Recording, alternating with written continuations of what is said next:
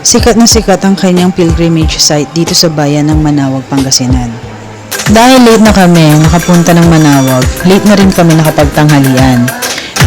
Kung meron man akong side comment, ayon sa mga taong andoon, kung mamayari daw ito ng magkapatid na mayor at board member ng bayan. Pero ibang-iba siya ngayon compare sa mga nakita ko bago pupunta ng lugar. Ang tubig na nanggagaling sa balon or well na to,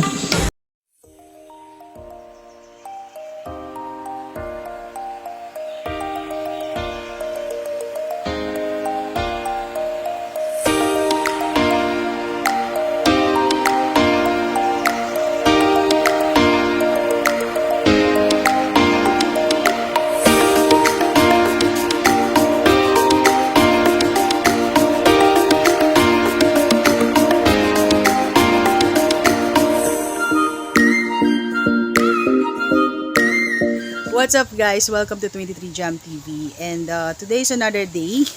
It was a long weekend for me since yesterday was Federal Day sa US. So since mahaba-haba ang bakasyon, for some reason pumunta kami ng Sampabian. Kaya first I want to thank si Kuya Rohel. Shout out sa'yo sa paghatid sundo sa amin sa Sampabian at naging tour guide namin sa buong town or bayan ng Sampabian. And also, shout out na rin sa'yo, Daniela, sa pagsusubscribe sa akin, sa channel ko. And also, sa mga hindi ko pa subscriber dyan, baka naman.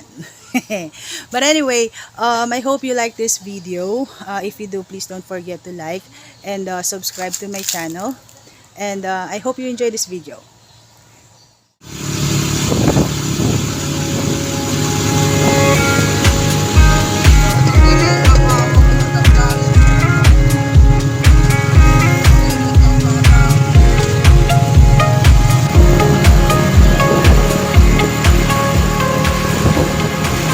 Ang San Fabian, officially the municipality of San Fabian. Balay na San Fabian sa Ilocano at sa Tagalog naman ay bayan ng San Fabian. Isa ding first class municipality ng probinsya ng Pangasinan. Ang bayan ay pinangalan kay San Fabian noong panahon ng mga Kastila. Bago patawagin na San Fabian ang bayan na to, ito ay bayan ng Anyo na noon ay teritoryo ng mga Dominikano. Hanggang sa ipinangalan kay San Fabian na isang Pope or Papa at santo ng mga Romano Katoliko.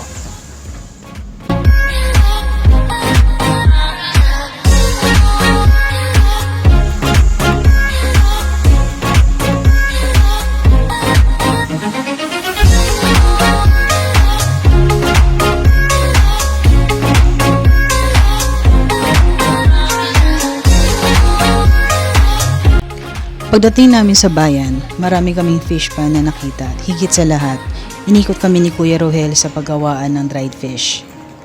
Interesting facts na nalaman ko is, though malapit sila sa dagat, ang mga isda na ginagawa nilang dried fish ay nanggagaling pa sa Bisaya. Maybe not enough supply na nakukuha nila, or maybe dun lang sa part kung saan kami nakapunta at nakabili ng dried fish. When you say dried fish, marami silang iba't ibang klase. Andyan na yung puset, tilapia, kulasi, dilis at kung ano pa. Isang produkto na mabibili at makikita mo sa San Fabian. Isa pang produkto na mabibili mo sa bayan ng San Fabian ay ang tuba or coconut vinegar.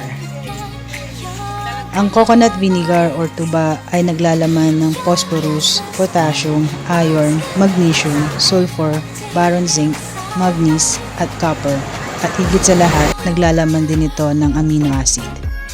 A few moments later. Isang bagay na natuwa ako sa pag-iikot namin sa San Fabian is inikot kami ni Kuya Rohel sa Baywalk. Kaya enough time para makalanghap ng simoy ng dagat. Sa totoo lang, ang akala ko parang Lingayen, Pangasinan na may free resort kung saan pwede kang magstay saglit para makalanghap kami ng senior ko ng vitamin C. Pero unfortunately, walang ganun dito.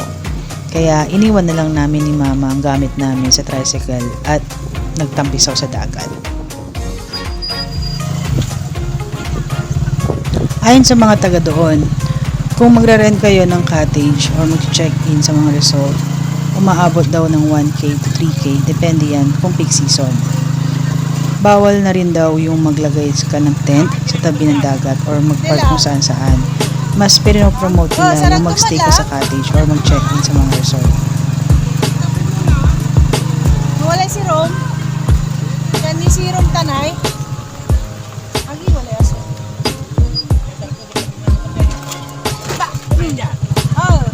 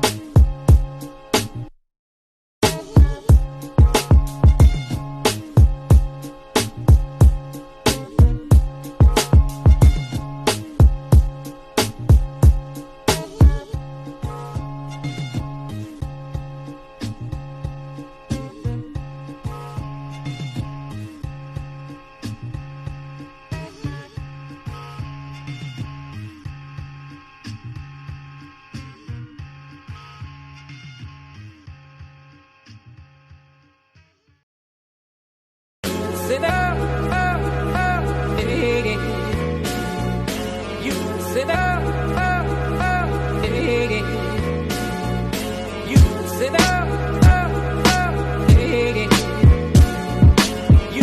Sit up,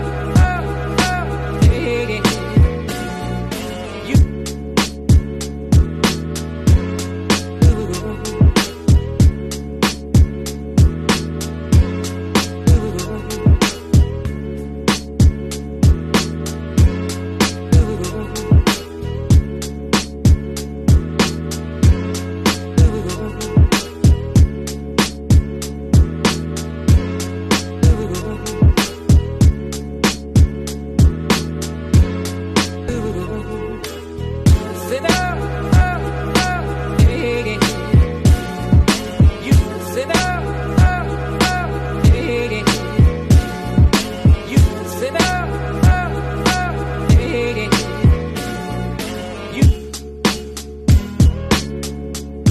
Like the cool blue light, like the cool blue light,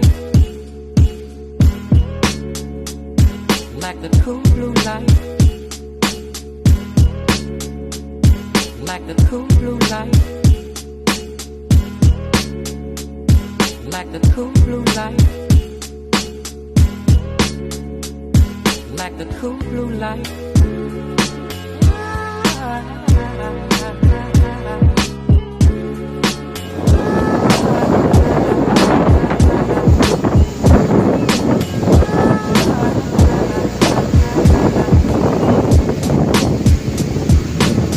Overall, nag-enjoy kami ni Mama sa pagpunta sa San Fabian at ang dami niyang nabiling mga dried fish. At may kasama kaming Kuya Rohel na taga doon at naging tour guide namin sa lugar.